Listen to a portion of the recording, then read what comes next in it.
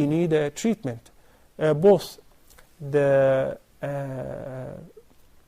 treatment with regards to boosting your iman, knowing what you're doing is haram, and the proper treatment of how to eliminate this habit from your life, how to overcome this.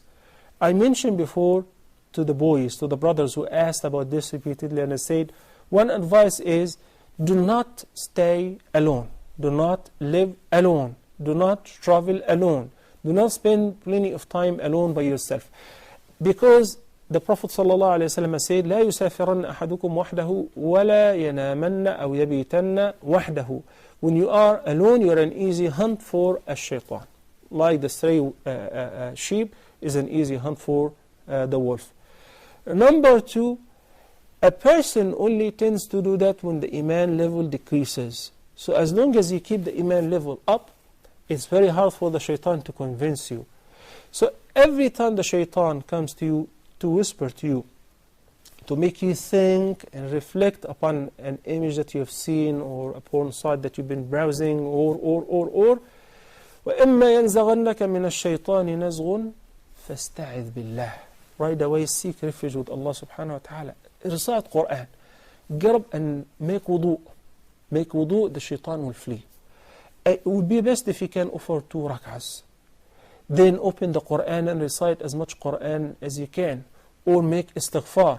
Or simply put your sneakers on, step out and walk or jog. Or if you have an exercise room, do some physical exercise so that it will exhaust you.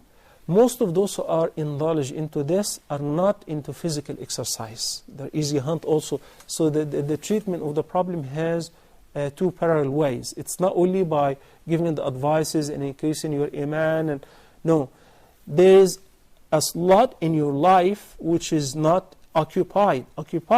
Do as much as you can of physical exercise. Occupy yourself by reading useful materials. And as you said, you Googled it. It is very important to know the medical danger and the side effects of having such, of practicing such an evil and bad practice and getting used to it and addicting such thing. I'm glad she confessed to you and she sought your help.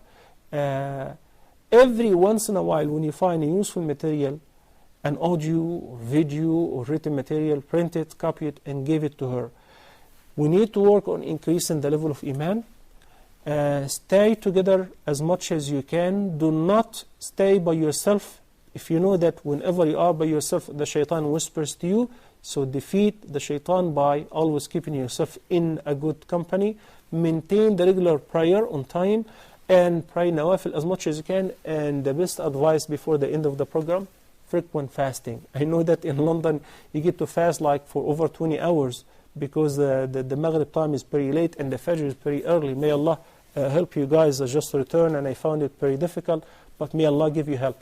Fasting is advised by the Prophet ﷺ in order to decrease that evil desire and the shahwa. He said, O young men, if you can get married, if you can afford it, get married. If you can't, then adhere to fasting. It is the best means of protection. If I were you, I would speak to my dad or to my mom that I want to get married. 18 is a marriageable age. I understand that in London, in the UK, 16 is the legal age of marriage. So if there is a good person, a good candidate, speak to the imam, speak to your family members, get married. That is the ultimate solution to this problem. And hopefully, inshallah, I hope inshallah one day we'll invite a psychiatrist in order also to handle this from a psychiatric point of view.